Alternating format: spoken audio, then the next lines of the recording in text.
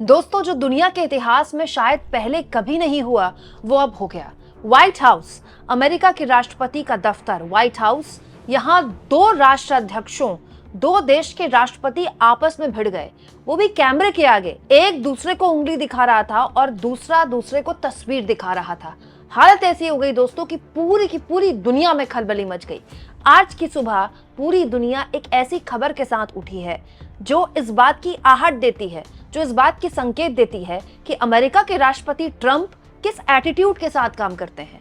और साथ ही साथ ये खबर हम भारतीयों के लिए देखनी इसलिए जरूरी है दोस्तों कि एक ऐसा छोटा सा मुल्क जिसका आधा हिस्सा रूस ने कब्जा कर लिया, मैं बात कर रही हूँ यूक्रेन की, एक ऐसा छोटा सा मुल्क जिसके आधे हिस्से के खनिज पदार्थों पर अमेरिका की नजर है, यूक्रेन की।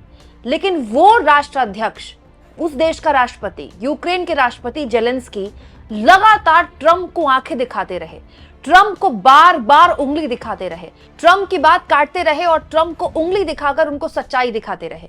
लेकिन हमारे प्रधानमंत्री नरेंद्र मोदी आखिर कहां चूक गए, सब कुछ मैं आपको तफसील से बताऊंगी दोस्तों, क्योंकि हम भारतीयों के लिए ये वीडियो किसी भी देश के नागरिक से देखनी बहुत ज्यादा जरूरी है।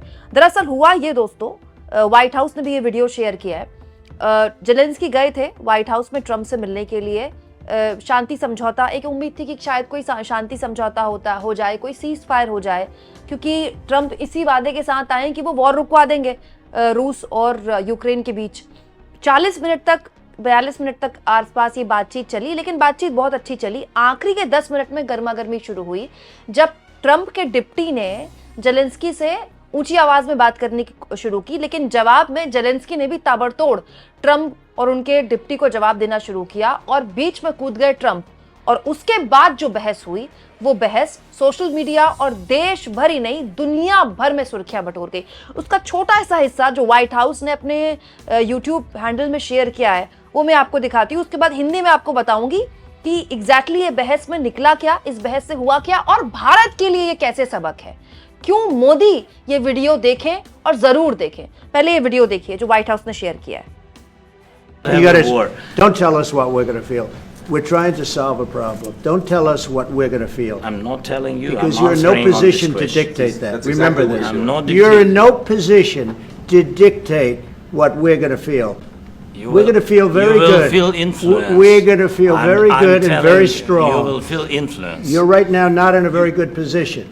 You've allowed From the yourself very- to be in a from very the bad very position, beginning and he of the happens war. to be right about From it. the very beginning of the war. You're not Mr. in a Brown, good position. I You was don't in have the a- cards right now. With us, you start I'm having not playing cards. cards. But right now, you I'm don't. very Yeah, you're playing serious, cards. Mr. President. You're I'm playing very cards. serious. You're gambling I'm the with the president lives of anymore. millions of people. You think- You're gambling with World War What III. what do you You're think about? gambling with What do you World think War about? III. And You- what you're doing is very disrespectful to the country, this country. I'm- That's with back all to respect to you. your Far country. more than a lot of people said very they respect. should have. दोस्तों, हुआ ये कि Trump पत्रकारों के बीच बैठे हुए थे, उनके साथ जेलेंस्की बैठे हुए थे और उनके साथ ट्रंप के डिप्टी यानी कि अमेरिका के वाइस प्रेसिडेंट वेंस भी बैठे हुए थे। और ट्रंप लगातार ये बात बोल रहे थे कि हम चाहते हैं कि सीज फायर हो जाए, आप सीज फायर कीजिए। लेकिन जेलेंस्की ने कहा कि मुझे भी सीज फायर चाहिए, लेकिन मुझे कुछ शर्तों के साथ सीज फायर चाहिए। जब ट्रंप ने कहा मुझे अच्छा लग रहा है ये बातचीत जिस तरह से आगे बढ़ रही है, अमेरिका के लोगों को भी देखना चाहिए, इसी वजह से मैं इतनी देर से यहाँ बैठा हूँ, जेलेंस्की को हमारा शुक्रगुजार होना चाहिए। जेलेंस्की ने कहा कि हाँ, हम आपके शुक्रगुजार हैं। ट्रंप ने कहा लेकिन आपके लोग अब मारे जा रहे हैं, आपके पास सैनिकों की भारी कमी है। जेलेंस्की ने कहा कि मुझे इस बात का एहसास है। ट्रंप ने उसके बाद कहा मैं साफ कर दूं, आप ये युद्ध नहीं जीत रहे हैं, आपके पास अच्छा मौका है, इन सब से बाहर निकलिए हमारी वजह से।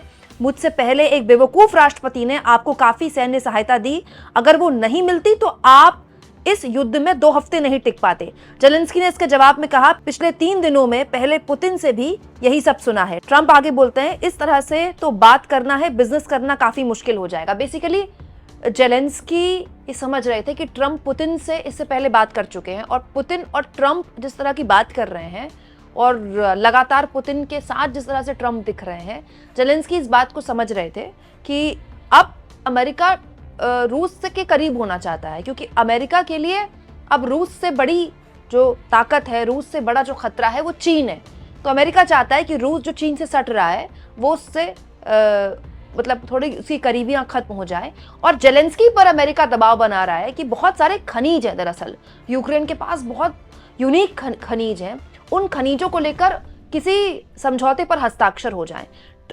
जेलेंस्की भी चाहते हैं कि समझौते पर हस्ताक्षर हो जाएं, लेकिन जेलेंस्की ने कहा कि उसको लेकर मेरे कुछ शर्तें हैं, मेरा देश है, मैं उसकी सुरक्षा की मांग करता हूं, उसकी सुरक्षा की गारंटी की मांग करता हूं। उसके अलावा भी बहुत सी बातें थी, लेकिन बात यहां पर तब बिगड़ी जब ट्रंप और जेलेंस्की की बातचीत के बीच वेंस कूद पड़े।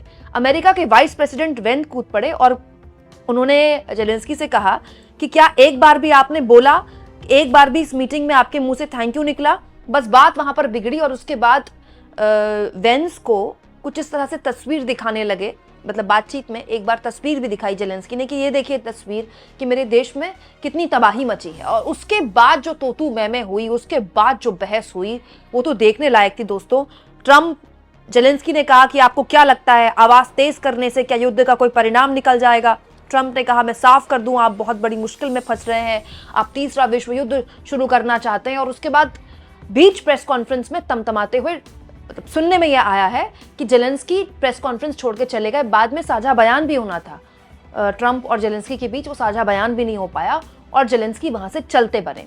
ना तो जो खनिज पदार्थों को लेकर अमेरिका और जेलेंस्की के बीच समझौता होना था वो समझौता हो पाया, और ये बात भी साफ हो गई कि ट्रंप मतलब किस एटीट्यूड के साथ बात कर रहे हैं, ट्रंप किस तरह से किसी दूसरे राष्ट्राध्यक्ष को लेते हैं। दोस्तों, राष्ट्राध्यक्षों के बीच इस तरह की कहासुनी बहस होती रहती है, लेकिन ये बंद कमरों में होती है।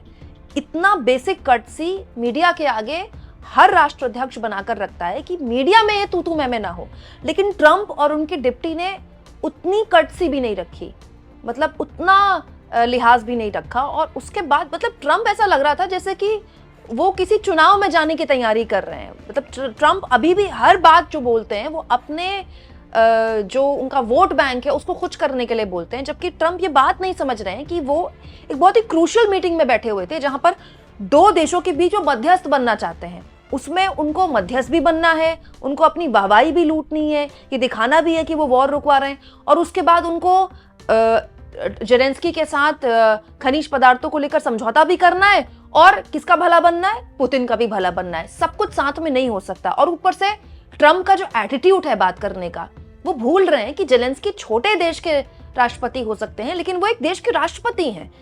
अमेरिका बहुत बड़ा मुल्क हो सकता है, ट्रंप उसके राष्ट्रपति हो सकते हैं, लेकिन उनको बेसिक कर्टसी, बेसिक सम्मान कम से कम सबके आगे तो जेलेंस्की को देना पड़ेगा। और जेलेंस्की ने जबरदस्त तरीके से जिस तरह से जवाब दिया है ट्रंप को, दोस्तों, ये हमारे लिए भी एक सबक है, ये मोदी जी के लिए भी एक सबक हो सकता है। मतलब आप सोचिए, मोदी जी ट्रंप से मिलने गए थे और ट्रंप बगल में खड़ा करके मोदी जी को क्या क्या नहीं सुना रहे थे, क्या क्या नहीं बोला भारत के लिए। ट्रंप ने भारत टैरिफ लगाता है, भारत ये करता है, भारत जितना टैरिफ लगाएगा मैं उतना टैरिफ लगाऊंगा, रेसिप्रोकल टैक्स लगाऊंगा, दुनिया नमान की बातें ट्रंप भारत के लिए बोल रहे थे और मोदी चुपचाप बगल में खड़े हुए थे। मोदी जी ने एक बार एक शब्द नहीं बोला।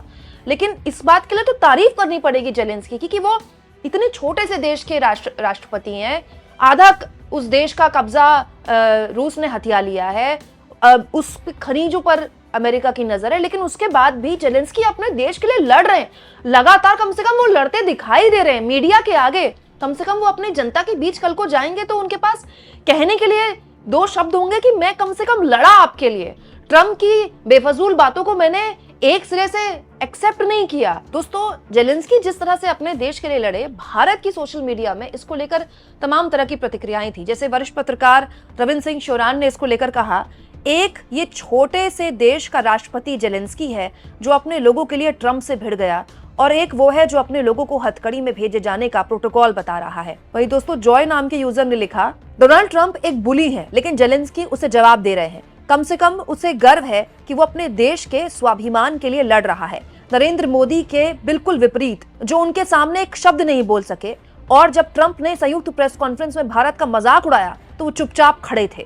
वहीं दोस्तों, वरिष्ठ पत्रकार है कुमार विक्रांत सिंह, TV9 भारतवर्ष में विदेशी मामलों को देखते हैं। उन्होंने कहा, विदेश नीति दो व्यक्तियों के बीच नहीं, दो देशों के बीच होती है।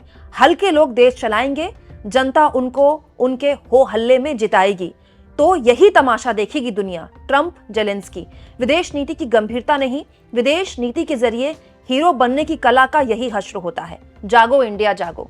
वहीं दुनिया भर में इस वक्त सबसे बड़ी खबर बन चुकी इस बहस पर आम आदमी पार्टी के सांसद संजय सिंह ने कहा, इस बातचीत ने साबित कर दिया कि ट्रंप दादागिरी पर उतारू हैं, इसीलिए मोदी जी को ट्रंप का पिछलगू बनने की बजाय भारतीयों को अपराधियों की तरह बेड़ियां बांधकर भारत लाने का मामला मजबूती से उठाना चाहिए।